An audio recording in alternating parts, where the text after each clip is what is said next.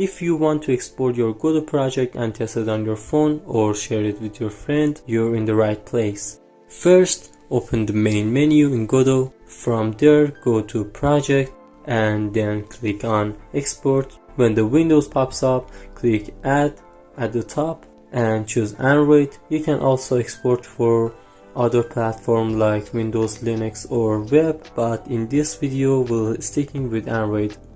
At this point you'll probably get an error message about export templates. Don't worry, this is totally normal. Godot needs some extra file to build the Android APK. To fix this, click on Manage Export Templates, then click Download and Install.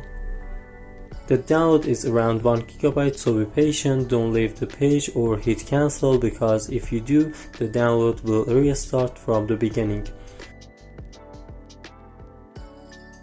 Once it's done, click Close to exit the window. Now head back to main menu, choose Project and Export again. Next, you'll need to choose an export path. This is where Godot will save the APK file. I'm using my Documents folder, and I'm going to create a new folder called My Game to store the exported build. Once that's done, I set the file name to My Game 2 and click Save. Now click Export Project and then click Save again. You'll see the export process start. Godot is now building the APK file for you. Once the build is ready, tap Install.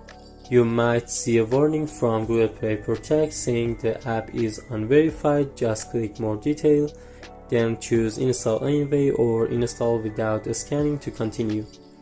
After the installation finished, tap Open, and there you go. The game should now be up and running on your phone, ready to test and play. If you want to learn how to make a third-person controller for mobile in Godot, check out this video next. I'll see you in the next one.